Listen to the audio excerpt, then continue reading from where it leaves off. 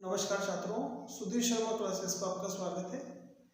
अभी हम राजस्थान बोर्ड की क्लास 12th मैथ्स की एक्सरसाइज 3 देख रहे हैं, मैट्रिसेस यानी अवयव। इसकी 3.1 और 3.2 के सारे सवाल मैं बता चुका हूँ।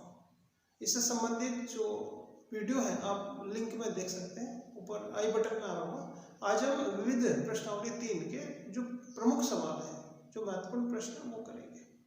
ठीक है, आइए शुरू करते हैं। विविध प्रश्नावली 3 का चौथा प्रश्न देखते हैं। चौथा प्रश्न इस प्रकार से है, यदि a अवयव माइनस आयोटा 0 0 आयोटा तथा b अवयव 0 आयोटा आयोटा 0 हो तो b a ज्ञात करो।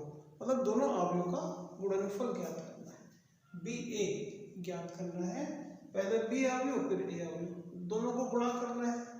हम जानते हैं अवयव को गुणा करते वक्त एक की पंक्ति स्तंभ लेंगे, यानी ये इसकी पहली पंक्ति इसके पहले स्तंभ से गुणा होगी तो 0 गुणा होगा माइनस आयोटा से और आयोटा गुणा होगा 0 से, यानी 0।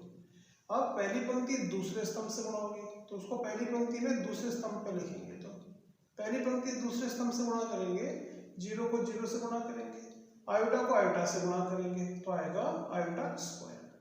अब दूसरी पंक्ति का नंबर आएगा, पहले स्तंभ से दूसरे स्तंभ से गुणा करेंगे तो आयोटा माइनस आयोटा से गुणा होगा तो माइनस आयोटा स्क्वायर, बाकी 0। अब दूसरी पंक्ति दूसरे स्तंभ से गुणा करके यहाँ लिखेंगे तो आयोटा गुणा होगा 0 से 0 और 0 आयोटा से गुणा होगा तो 0। इस प्रकार हम जानते हैं कि आयोटा जो है इसका मान होता है √-1, तो आयोटा स्क्वायर आएगा -1, मान रख देंगे तो आंसर आएगा बी ए का मान आएगा 0 -1। अगला प्रश्न करने से पहले हम सममित अवयव को एक बार फिर समझ लेते हैं। सममित अवयव क्या होता है? तो जैसे आप यहाँ एक अवयव देख रहे हैं, अवयव a बराबर है, इसके अवयव है 1 2 3 2 4 5 3 5 6। ये एक सममित अवयव है क्योंकि अगर आप इसका परिवर्तन निकालते हैं, इसका अगर हम परिवर्तन निकालेंगे तो परिवर्तन निकालने में ये होता है, इस अवयव वर्ग अवयव का परिवर्तन निकालना है तो इसकी पंक्ति को स्तंभ में लिख देंगे। तो पहली पंक्ति को पहला स्तंभ बना देंगे, इसका परिवर्तन निकाल रहे हैं। दूसरी पंक्ति को दूसरा स्तंभ और तीसरी पंक्ति को तीसरा स्तंभ बना देंगे। तो ये अवयव सममित अवयव है कि नहीं, तो हम इसका परिवर्तन निकाल के देख रहे हैं और हम देख रहे हैं कि इसका जो परिवर्तन आया है ये और ये दोनों बराबर है। जैसे यहाँ 1 2 3 था, 2 4 5 था, 3 5 6, तो यहाँ भी वैसे है। तो ऐसा अवयव जिसका परिवर्तन उसी के बराबर हो, ऐसा अवयव को हम कहते हैं सममित अवयव। जैसे कि आप यहाँ देख पा रहे हैं, तो अगर किसी अवयव में उसका परिवर्तन उसी के बराबर हो तो ऐसा अवयव को हम कहते हैं सममित अवयव। और दूसरी बात अगर हम यहाँ देखें कि इसका a12 अवयव, इसको बोलते हैं a12 क्योंकि ये पहली पंक्ति दूसरे स्तंभ में है, और इसको बोलते हैं a21 अवयव, तो ये दोनों बराबर हैं। इसी प्रकार से इसको कहते हैं a13 अवयव और इसको कहते हैं a31 अवयव। तो हम देख रहे हैं कि a12 a21 के बराबर है, यानी यहाँ पर भी वही बात है, a12 a21 के बराबर है, a13 a31 के बराबर है। ठीक है, इसी तरह से इसको हम कहते हैं a23, इसको बोलते हैं a32, a23 बराबर है a32 के, यानी यहाँ भी ऐसी है, a12 a21 के बराबर है, a23 a32 के बराबर है। तो अगर ऐसा कुछ बराबर होता है तो ऐसा अवयव को हम कहते हैं सममित अवयव, यानी सममित अवयव में a12 अवयव a21 के बराबर आएगा, यानी सममित अवयव वो होगा जिसमें aij बराबर होता है aj के, aij बराबर होता है aj के। ठीक है, तो ऐसा अवयव जिसमें इस तरह से व्यवस्था हो उसको हम कहते हैं सममित अवयव। ठीक है, अब प्रश्न देखते हैं। 8वां प्रश्न देखते हैं, यदि a एक सममित अवयव है तो x का मान बताइए। एक छोटा प्रश्न, एक अवयव आपको यहाँ दे रखा है, इसका सममित अवयव, ये एक सममित अवयव है तो आपको इसमें x का मान बताना है। ठीक है, तो ये एक अवयव है, इसमें 3 पंक्तियां हैं, 3 स्तंभ है, यानी 3 × 3 क्रम का है और ये सममित अवयव है। और यदि ए एक सममित अवयव है, एक सममित अवयव हो तो ए आई जे बराबर होगा ए जे आई के। यानी जैसे आप देख रहे हैं कि ए 12 ए 21 के बराबर है, ए 13 ए 31 के बराबर है। तो इस तरह से इसमें अवयव बराबर होते हैं सममित अवयव में। ठीक है, वो x का मान पूछ रहा है तो ए 32 अवयव ए 32 बराबर होगा ए 23 के। अगर ए एक सममित अवयव है तो ए 32 का मान ए 23 अवयव के बराबर होगा। ए 32 अवयव का मतलब तीसरी पंक्ति में जो है और दूसरे स्तंभ पे है, ये ए 32 यानी -x का मान ए 23 का मतलब दूसरी पंक्ति में है और तीसरे स्तंभ पे है, इसके बराबर होगा। यानी -x का मान 4 तो x का मान आएगा -को उधर पहुंचा देंगे तो ये आंसर आएगा इसका। तो अगर कोई भी सममित अवयव होता है तो उसमें इस तरह से रहता है, ए आई जे बराबर होगा ए जे आई के। यानी ए अवयव ए 32 ए 23 के बराबर होगा, ए 12 ए 21 के बराबर होगा, ए 31 ए 13 के बराबर होगा। ठीक है, जैसे कि हमने पहले पढ़ा था कि कोई वर्ग अवयव ए है और उसको अगर हमें एक सममित और एक विषम सममित के योग के रूप में लिखना हो तो उसको कैसे सममित विषम सममित के रूप में लिखते हैं। तो जैसे कोई वर्ग अवयव ए है, अब आपसे कहा जाए कि इसके ऐसे दो टुकड़े करो कि एक सममित हो और एक विषम सममित हो। तो सममित के लिए उसके लिए पहले उसका परिवर्तन निकालते हैं और इस तरह से उसको लिखेंगे तो ये आएगा, इसका टोटल वैल्यू इसके बराबर है। तो ये वाला जो भाग होगा ये तो होगा उसका सममित अवयव होगा और ये होगा विषम सममित। तो अगर किसी वर्ग अवयव को सममित और विषम सममित के रूप में लिखना हो तो उसको ऐसे लिखते हैं। उसके लिए पहले उसका परिवर्तन निकालना पड़ता है। ठीक है, इसी से संबंधित एक प्रश्न है, देखते हैं। 11वां प्रश्न देखते हैं। अवयव ए को एक सममित तथा एक विषम सममित अवयव के योग के रूप में व्यक्त करो जहां अवयव ए बराबर है 6 2 5 4। तो जब भी किसी अवयव को सममित और विषम सममित के योग के रूप में व्यक्त करना हो तो सबसे पहले हम उसका परिवर्तन निकालते हैं।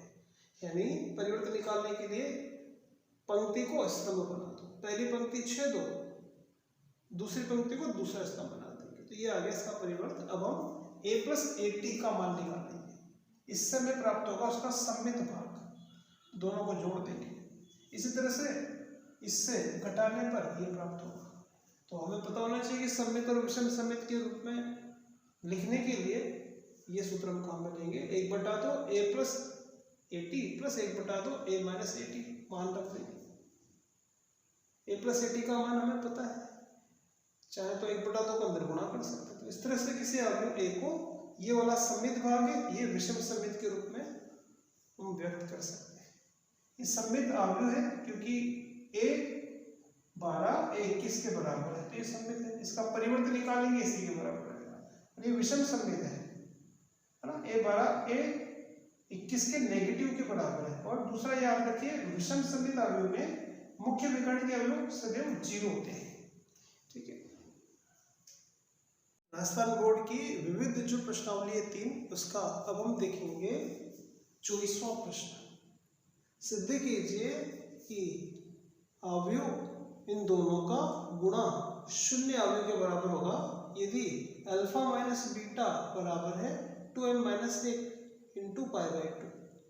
यदि अल्फा माइनस बीटा बराबर है 2m - 1 π/2, जहां m जो है कोई प्राकृत संख्या है। ठीक है, तो वो ये कह रहा है कि इन दो अवयवों का गुणा आपको ये बताना है कि ये 0 के बराबर होगा यदि अल्फा माइनस बीटा बराबर इसके है। तो हम ये चेक करते हैं, दोनों अवयव को गुणा करेंगे, पंक्ति स्तंभ से गुणा करेंगे, cos alpha cos square alpha cos square beta से गुणा करेंगे, cos अल्फा sin अल्फा इनसे गुणा करेंगे, यहाँ लिखेंगे। इसी तरह से पहली पंक्ति को दूसरे स्तंभ से गुणा करेंगे, cos स्क्वायर अल्फा गुणा होगा cos बीटा sin बीटा से, यहाँ लिखेंगे।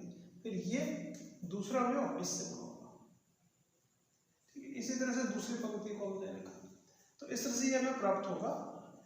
अब हम यहाँ देख रहे हैं कि कुछ कॉमन आएगा, जैसे कि यहाँ पर है cos अल्फा, दोनों जगह cos बीटा, तो cos alpha cos beta common लेंगे यहाँ से, तो cos अल्फा cos बीटा बाहर आ गया एक एक, तो यहाँ से बचेगा cos अल्फा cos बीटा और यहाँ से बचेगा sin अल्फा sin बीटा। इसी तरह से यहाँ से भी हम कॉमन ले सकते हैं, cos अल्फा दोनों जगह देख रहे हैं और sin बीटा भी है, तो cos alpha sin beta common लेंगे, अंदर ही बचेगा। इसी तरह से यहाँ से भी कॉमन आएगा, तो ये इस तरह से हम लिख सकते हैं। इस प्रकार हम देख रहे हैं कि ये जो पद है cos alpha cos beta plus sin alpha sin beta सब जगह आए, तो इस आवेग में से इसको कॉमन लेंगे, यहाँ लिख दिया बाहर, ठीक है, तो यहाँ हमने बाहर लिखा है। अंदर ये कॉमन आने के बाद रह जाएगा cos alpha cos alpha sin beta, cos beta sin alpha और sin अल्फा sin बीटा बचेगा, ठीक है। अब ये फॉर्मूला होता है cos a cos b plus sin a sin b, यानी cos a माइनस b का या अल्फा माइनस बीटा का सूत्र बनेगा ये, और ये ऐसे लिख देंगे। अब हमें ये दे रखा है यहाँ पे, इससे यहाँ पे cos अल्फा माइनस बीटा है, ठीक है। यहाँ हमें दे रखा है सवाल के अंदर कि अल्फा माइनस बीटा बराबर है m पाई बाई 2, m का मतलब है प्राकृत संख्या, ठीक है, यानी m का मान हम 1 2 3 रख सकते हैं, तो अल्फा माइनस बीटा का मान यहाँ पे आएगा 1 पाई बटा 2, तो अगर 1 पाई बटा 2 इसका मान है cos अल्फा माइनस बीटा का, तो cos 1 पाई बटा 2 का मान होता है 0, या 3 पाई बटा 2 का मान होता है 0, तो इसमें इसका आगे जो पद आ रहा है इसका मान आएगा 0, तो 0 इंटू इसकी वजह से ये पूरा पद जो है इसका गुणा 0 के बराबर आएगा, यदि अल्फा माइनस बीटा बराबर हो इसके, ठीक है। तो इस तरह से एक प्रश्न था। अगला प्रश्न करने से पहले एक बात और समझते हैं, देखिए कि जैसे कोई अवयव है a और 1 2 3 4 5 6 ये है, इसमें 2 पंक्ति और 3 स्तंभ है, यानी इसका जो क्रम है अवयव a का 2 गुणा 3। अब आपसे कहा जाए इसका परिवर्त निकालिए, तो इसका परिवर्त निकालने के लिए पंक्ति को स्तंभ बना देंगे और दूसरी पंक्ति को दूसरा स्तंभ बना देंगे, तो अब इसका जो क्रम आएगा, अब इसमें 3 पंक्ति है और 2 स्तंभ है, तो याद रखिए a का क्रम था 2 गुणा 3, a के परिवर्त का क्रम है 3 गुणा 2, ठीक है, यानी a में पंक्ति 2 है और a का जो परिवर्त है में स्तंभ 2 होंगे, तो इस तरह से अगर ये है ना, a में जितनी पंक्तियां हैं a के परिवर्त में उतने स्तंभ होंगे, या a में जितने स्तंभ हैं a में स्तंभ की जो संख्या होगी वो a के परिवर्त में पंक्तियां उतनी होंगी, ठीक है। तो a में पंक्तियों की संख्या और a के परिवर्त में स्तंभ की संख्या बराबर होती है, क्योंकि परिवर्तन निकालने पर पंक्ति स्तंभ बराबर हो जाते हैं, ठीक है। अगले प्रश्न में ये बात काम आएगी। अगला प्रश्न देखते हैं, 7वां, अवयव a का क्रम 3 गुणा 4 है, अवयव a का क्रम 3 गुणा 4 है, मतलब अवयव a में 3 पंक्तियां हैं और 4 स्तंभ है, तथा b अवयव इस प्रकार से है कि a t b और a b t दोनों ही परिभाषित है, तो बताइए b का क्रम क्या होगा, ठीक है। तो यहाँ a का क्रम हमें दे रखा है और b का क्रम पूछ रहा है, तो यहाँ a का क्रम दे रखा है 3 गुणा 4, यानी a में 3 पंक्तियां हैं और 4 स्तंभ है, पंक्तियां पहले स्तंभ बाद में, तो a का क्रम 3 गुणा 4 है, तो a के परिवर्त का क्रम होगा 4 गुणा 3, यानी a के परिवर्त में पंक्तियां 4 होगी, स्तंभ 3 होंगे। अब वो कह रहा है कि a t b परिभाषित है, ठीक है, यानी इसका और इसका गुणा का अस्तित्व है, और ये तभी होता है जब 2 अवयवों का गुणा तभी संभव होता है जब आगे वाले में स्तंभ और बाद वाले की पंक्तियां बराबर हो, तो a के परिवर्त में जो स्तंभ होंगे और जो b में पंक्तियां होंगी वो बराबर होंगी, ठीक। a के परिवर्त में स्तंभ क्या है, या a में है ना, a के परिवर्त में स्तंभ और a में पंक्ति बराबर होगी, है ना। अवयव ए में पंक्तियां है 3, तो बी में पंक्तियां होगी 3, यानी जो भी अवयव पता लगाना चाह रहे हैं क्रम, उसका पंक्तियां कितनी है, स्तंभ कितना। तो ये हमने देखा एटीबी परिभाषित है, और ये तब परिभाषित होता है जब एटी में स्तंभ और बी में पंक्तियां, यानी आगे वाले का स्तंभ और बाद वाले की पंक्तियां बराबर हो। एटीबी में स्तंभ कितने होंगे, या उल्टा बोले तो ए में एटी में जितने स्तंभ होंगे ए में उतनी पंक्तियां होंगी, और ए में पंक्तियां होंगी जो आगे है, पंक्ति इंटू स्तंभ। तो ए में 3 पंक्ति है, यानी बी में भी 3 पंक्तियां होंगी। इसी प्रकार सवाल कह रहा है कि ए बी टी बी परिभाषित है, तो ए में स्तंभ और बी के परिवर्त में पंक्तियां बराबर होंगी। ए में स्तंभ कितने हैं, ए में स्तंभ है 4, तो बी के परिवर्त में पंक्तियां 4 होगी, या बी में स्तंभ, है ना, बी के परिवर्त में पंक्तियां जितनी हैं उतनी बी के स्तंभ, उतने बी में स्तंभ होंगे। तो बी में स्तंभ होंगे 4 और बी में पंक्तियां होंगी 3, तो बी का क्रम आएगा 3 गुणा 4। ठीक है बच्चों, तो इस तरह से ये प्रश्नावली 3 है। एक वीडियो और मैं इसका डालूंगा जिसमें जो महत्वपूर्ण प्रश्न है वो हम देखेंगे।